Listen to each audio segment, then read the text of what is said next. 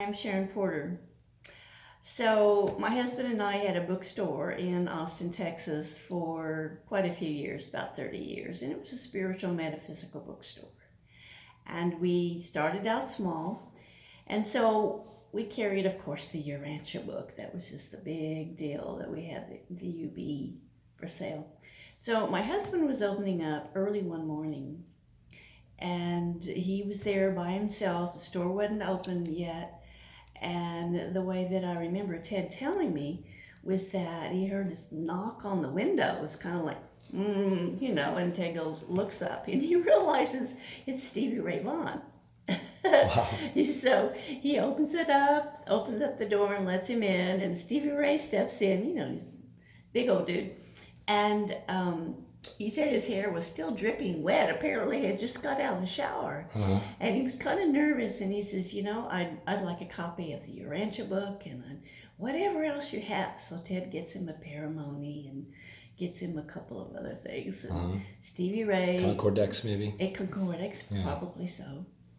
And there wasn't much conversation. Mm-hmm. Stevie Ray was kind of quiet, but he said he was just getting into the book. Mm-hmm. And he was new, and Ted kind of encouraged him a little bit, Uh-huh. but that was the end of the story. It was just the fact that Stevie Ray came in early. Apparently just got out of the shower and came in and got the Urantia book. Uh-huh. So that was cool. And that wasn't too long before he died. Uh-huh. We thought about that afterwards, that did he get a chance to read it? Did he get a chance to look at it? Wonder what he knew, before he died. Yeah. Yeah. So when was that? That was wow. Still in the 80s. That was in the 80s that this went on. Late 80s, 90s. So then another story. I've got a couple of really cool things that has happened. Is that we ran this bookstore, this beautiful bookstore, for quite a few years, and sold so many copies of the Urantia book. But a number of people would come in and they would hear about our store. Well, our bookstore was also next door to Heart of Texas Music, right there in Austin, and that was just Ray Hennig's guitar shop. And that was where the musicians would come in and all of that. So in starts coming about once a week is Willie Nelson's personal secretary. And at first, it was like, hi, who are you? Hi. And she would just tell me her name. Well, then she'd come back again. And so we got to know each other. And over time, I realized, yeah, I really work for Willie. You really do work for Willie. So I guess about a year and a half, she was still coming in off and on. And at times she would be gone. And I kept wondering, I wonder if they're on tour. I wonder, where they are. But, and Willie would get some of these books, she said, that she was getting for him. But the really cool story was when she came in one day and she said, it was maybe in the middle of the summer, and she said that Willie, Dolly Parton, there were a couple of other musicians and his friends got into a small church, probably out by where he lives. And on Easter Sunday sat around and had a service. And can you imagine, Dolly Parton was there and they were singing some hymns and they were reading out of the Urantia book. What a story. I think that's so cool. Yeah. Wow. So, and when was that? I don't know. That was probably close to 2000 at that point. Yeah. Wow, recently. Not too long ago. Wow. Well, yeah, this is 2019. Yeah, it feels recently. I know it. Yeah, no, that's been a while ago. And then the other really cool thing that happened that I think is just most fascinating and spiritually interesting is that Tim Cochran was one of the benefactors of our bookstore and a long time reader of the book. In fact, he and Ted and a number of other guys really helped bring the price of the book down. So Jim was a good friend of ours, and we were over at his house one evening for study group. And Ted and I had met John Bullock. We're talking about John Bullock, Sandra Bullock's father. And so John was at that meeting, and it was kind of I think it was around a Christmas time. And most of the people had left, and we were sitting around just, having a cup of coffee afterwards. And John said he wanted to tell us a story. Well, back then it was like, keep it quiet. So we did. We literally kept it quiet, but that's been quite a few years. But the thing is that John has some property. He had some property up in Virginia. And it was an area that he really hadn't gone on to that much. It was very secluded and very heavily wooded. So, and this had happened a few years prior to him telling us the story. But he was out there clearing the land, and he had some helpers out there earlier, and they had gone home, and he was still there, and he was on one of the tractors or the bulldozers. Well, a freak accident happened, and it fell over, unfortunately, like on top of him, and pinned him down. And he was in pain, he knew he was, and he was really crying out for help. He was a UB reader at this point, and he tells the story of being pinned in there and not being able to free himself all night long.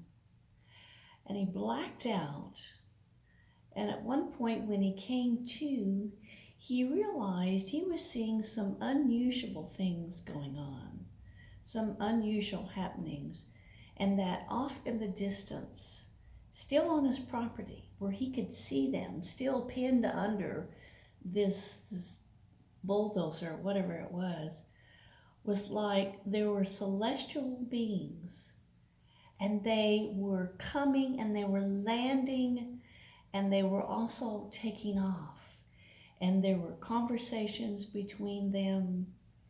And he said he got to witness this kind of fading in and out of consciousness for hours. And he said he knew that something was going on, and that he was really getting to witness and see this event as it was happening on the property. Isn't that incredible? Yeah. I feel like, wow. I get goosebumps thinking about it. Wow. But eventually he was found. He had to go in the hospital, and that's when he hurt his foot. He never could really walk well after that. But John made a point of preserving that land and not letting it ever be sold. And so he gave it to, I think he gave it to the government for private trust or something. So that land, my understanding, is just preserved. Cannot be sold, cannot be used. So who knows what's going on there? But that's the story of what John Bullock told us that evening. In all sincerity and honesty, he saw these events happening of beings coming and going. Wow. Right there in front of him. And was he also buying a lot of your Urantia books in that period from your store, or? No, well, he did. He eventually came by and, just had armloads of them. But we got to know him. He invited us over to his house and got to know him. And he talked about his wife. And he talked about Sandra some. But we got to know John. And he came in and out of our study group for a couple of years, living in the Austin area. And then he moved on. And similar also with Willie's secretary, that she would often buy Urantia books that were going to who knows where. Yeah. I think Willie was passing them out. But I don't know that for sure. Yeah. But I know she would come in and buy Urantia books, different books, and they were apparently going to him and friends. And he would be visiting the guitar shop. Yeah, he would be visiting the guitar shop. He never came in when I was there. Maybe he did come in. Just like the time Dan Rather just walked in one day. It's like, whoa, what are you doing here? I'm in town and heard about your store and just wanted to walk around. It's like, whew, that was pretty cool. And did you ever meet Sandra? I did meet Sandra. Yeah, we were invited to John Bullock's retirement. He was her manager for quite a few years. So we had just got to know John, and he said, well, come on over, I'll introduce you to Sandra and to some of my friends. So it was a really cool party. And movie directors and a lot of folks were there, and Sandra was there. So we had a good time. Got to meet Sandra. I don't know if she was that interested in the book. I mean, that was her dad's thing. I'm sure she knew quite a bit about it. Yeah. And maybe she does read it. Yeah. I don't know that. Well, there's a movie, Bird Box, that you did recently where there's a pendant that's quite similar to the pendant you have around your neck.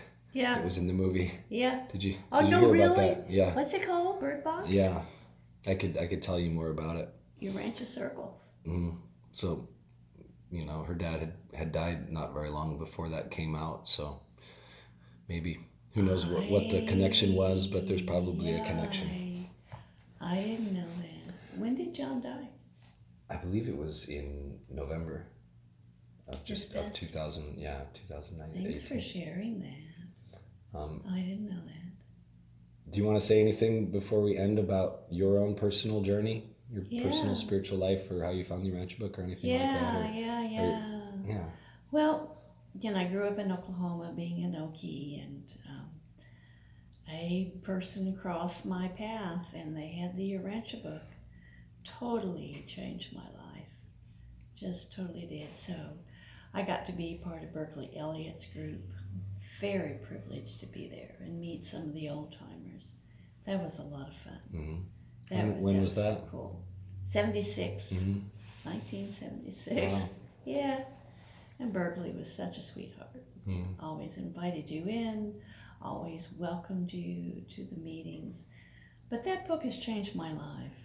But I have to say that being able to sell the book to people that came in the store was such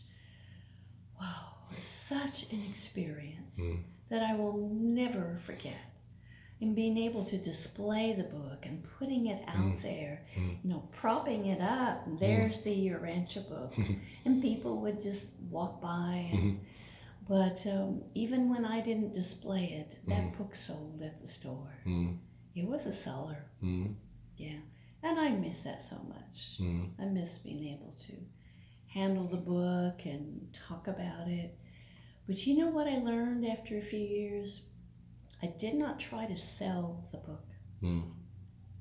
I always made sure that I knew what the person wanted. I always asked them leading questions.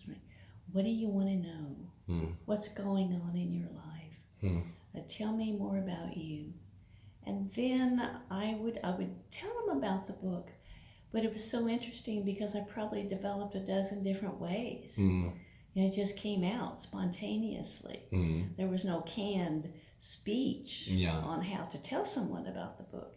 You listened to spirit and you just spoke, and it came out of it, whatever needed to be said. And so consequently, we sold a lot of books. People would come back in and buy them for friends, and the cool thing was a lot of the Urantia community would come in that store. They would hear about our store. I thought I had heard that there was sort of a place where you could sit and read. Oh, sure. Yeah, I think I heard that. Yeah. That Stevie Ray Vaughan came back and actually sat and did some reading there at some point. Well, we had a reading room in the very beginning. And it was called the Urantia Book Study Group Reading Room. Yeah. So that's where we had our group. And we had chairs. And he may have possibly come back in and just kind of sit down and read the book there. But it was a cool place to come. What was the name of the store again? The very, very beginning was Urantia Book Reading Room, or Urantia Book Study Group Reading Room. And we changed the name over time. And But the store's name. it was Whole Life Books. Whole Life Books. Yes. Whole Life Books at the end.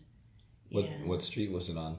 Lamar, South Lamar, down in the old section. We were in an old shopping center, and Joe Crow, your Rancho book reader.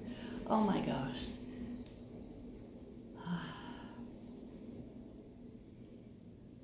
The story of how that bookstore came to be is a miracle. It's really an incredible story.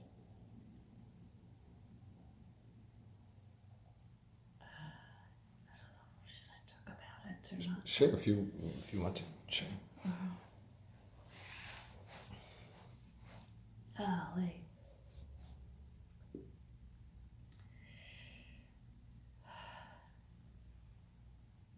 I guess it was about 83 or 84. There was a study group at the Unity Church in South Austin. And I was going, and a few other people were going, and Ted Lanier, who we had not married yet, came. And Joe Crow, a realtor, a longtime reader of the Urantia book, came in.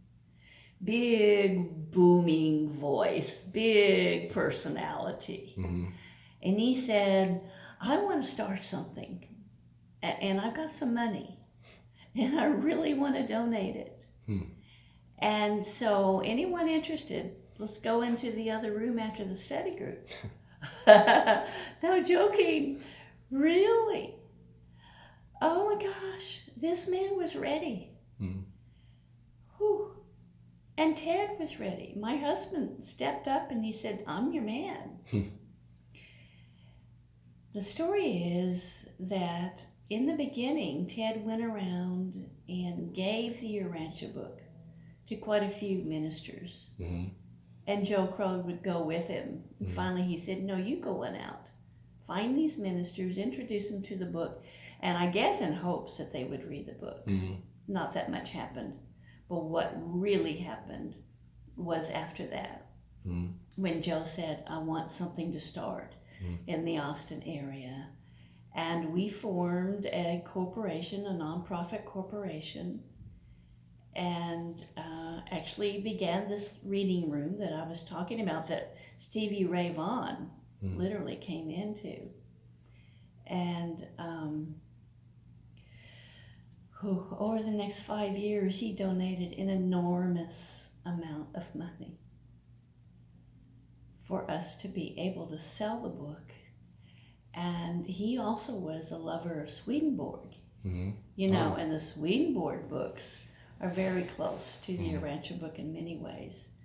So we had a lot of esoteric books in that store, a lot of theosophical books, esoteric books, Urantia books. We had Course in Miracles.